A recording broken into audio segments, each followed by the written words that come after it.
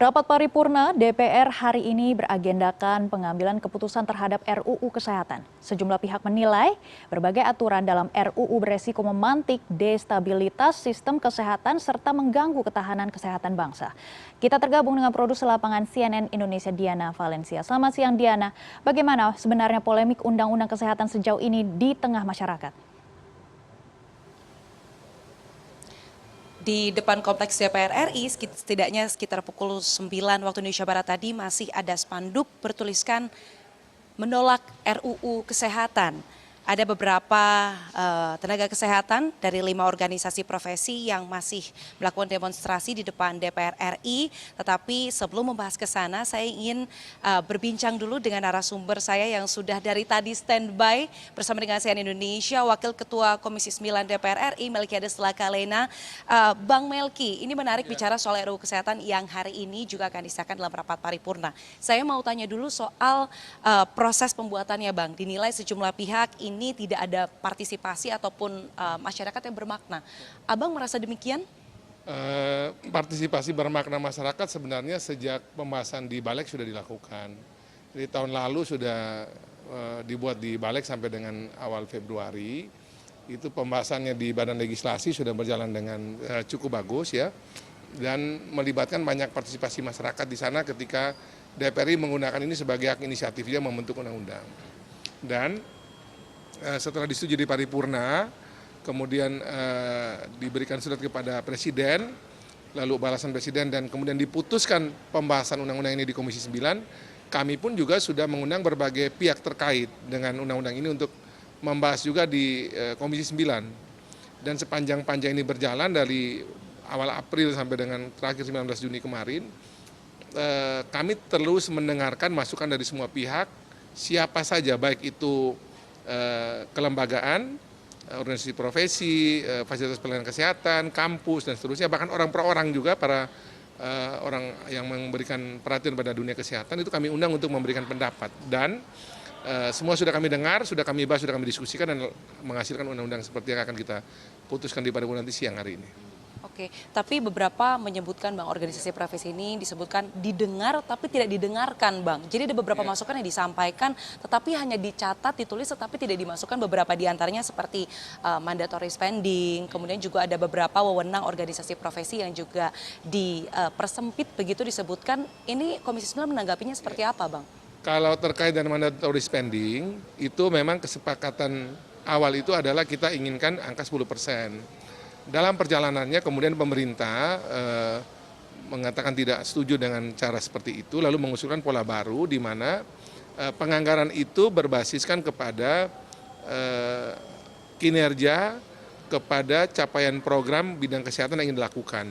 Makanya kita punya yang namanya rencana induk bidang kesehatan yang semacam menjadi panduan untuk berbagai program kesehatan kurang lebih sampai dengan 5 tahun ke depan, dan itu yang kemudian akan membuat anggarannya disesuaikan dengan program tersebut.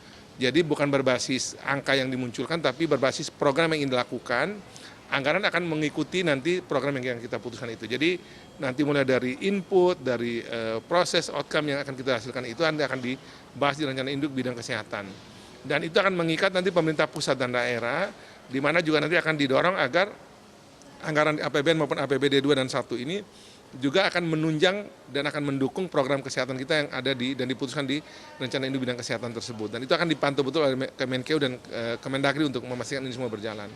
Nah, terkait dengan tadi masukan dari teman-teman OP misalnya, atau bukan cuma OP, masukan kami juga sebagian juga akhirnya juga tidak bisa diputuskan dalam undang-undang ini. Pemerintah juga sama. Jadi kami yang membahas ini kan pemerintah dan DPR. Kami pun juga tidak bisa mendorong semua ide kami masuk di sini. Pemerintah juga demikian. Kita mesti mendengarkan semua pihak yang memberikan masukan, baik itu fasilitas pelayanan kesehatan, kampus, OP, dan sebagainya. Nah, dari masukan yang ada itu, tentu ada yang kita terima dan itu bagus masuk norma, ada yang ternyata itu tidak cukup masuk akal kita dan itu malah nggak bagus bagi ke depan, ya kita juga akan tidak kita pakai. Dan jangankan OP, pemerintah punya ide juga kadang kami lihat juga nggak bagus, kita bisa drop, kami pun juga sama, jadi tergantung pada substansinya. Bukan kepada siapa yang menyampaikan, tapi kalau substansinya bagus, kita diskusikan bagus, kita pakai. Gitu. Mengutip juga dari pernyataan Pak Menkes ya, tidak bisa menyenangkan dan juga memasukkan semuanya campur aduk dalam satu undang-undang ini begitu ya Bang ya? Prinsipnya gini, karena kita meletakkan pada kepentingan bangsa negara, kepentingan masyarakat, jadi siapa saja lah, mau pemerintah, mau DPR RI, fasilitas kesehatan maupun teman-teman OP juga pasti ada harus dikorbankan untuk undang-undang ini. Dikorbankan itu artinya berarti yang dulu kenyamanan dia ya berarti tidak bisa seperti dulu lagi misalnya. Ini yang kita lakukan untuk kebaikan bersama. Bang, sedikit ini menarik sebenarnya soal domain ataupun tupoksi dari sejumlah organisasi profesi. Ketika pembahasan DIM ini kan sempat disebutkan bahwa nanti ada beberapa pengaturan begitu ya Bang soal organisasi profesi ini, dan sempat disebutkan bahwa dominasi beberapa organisasi profesi ini menghambat dokter-dokter spesialis. Nah, kalau di rancangan undang-undang ini yang versi terakhir Bang, karena teman-teman juga mungkin ingin tahu ini nantinya wewenang yang paling menonjol ataupun yang dibatasi itu apa sih Bang dari organisasi profesi ini? Jadi sebenarnya gini, sebelum tahun 2004 itu, negara ini pernah mengalami di mana pemerintah mengatur seluruh urusan kesehatan. Jadi sebelum 2004 nih, itu pemerintah mengatur semua dan ya semua organisasi profesi juga jalan baik-baik aja waktu itu. Kemudian tahun 2004 itu kemudian negara memberikan sebagian dari kewenangan dia kepada pihak non-negara dalam hal ini organisasi profesi. Juga sudah berjalan dengan berbagai macam plus minusnya.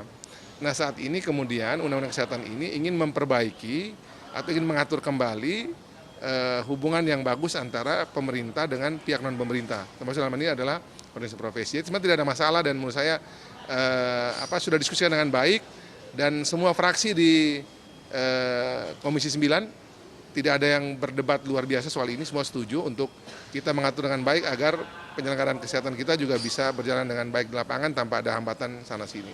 Terkait dengan urusan tadi spesialis dan subspesialis untuk dokter, maupun ada tenaga kesehatan kompetensi tertentu untuk yang tenaga medis atau tenaga kesehatan yang bukan tenaga medis ini, itu memang kita sekarang berikan kesempatan kepada pemerintah untuk memberikan semacam yang namanya satu sistem dua jalur. Artinya dengan sistem yang sama, dengan standar yang sama itu nanti penyelenggara untuk pendidikan dokter spesialis dan subspesialis, juga tenaga kesehatan dengan kompetensi tertentu bagi yang misalnya apoteker spesialis, nurse spesialis dan sebagainya itu nanti akan diselenggarakan oleh kampus boleh, dan juga nanti boleh diselenggarakan oleh fasilitas kesehatan yang memang mempunyai kriteria tertentu untuk bisa menyelenggarakan tersebut. Itu pun juga boleh.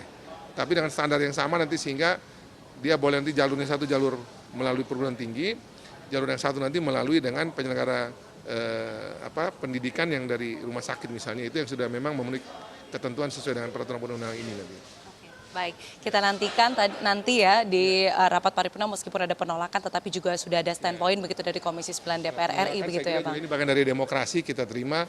Sebagian besar teman-teman itu juga teman-teman kami juga. Ini masih komunikasi juga mereka yang demo depan juga komunikasi ke kami juga untuk berbagai hal juga kita dengarkan. Ya. Baik, karena ini sepertinya Bang Melki juga harus bersiap-siap karena nanti mau membacakan di rapat paripurna ya Bang ya. Selamat bersiap-siap Bang, sampai ketemu nanti di rapat paripurna. Terima kasih Bang Melki waktu untuk CNN Indonesia. Selamat beraktivitas kembali.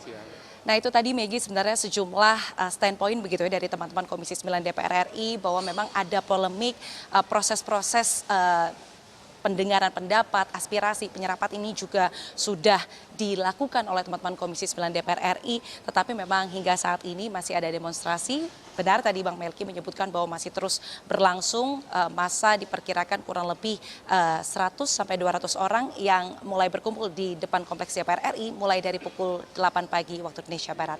Maggie, kembali ke Anda. Baik, kami akan terus memantau perkembangan RUU Kesehatan. Terima kasih Diana sudah bergabung bersama kami di CNN Indonesian News Hour.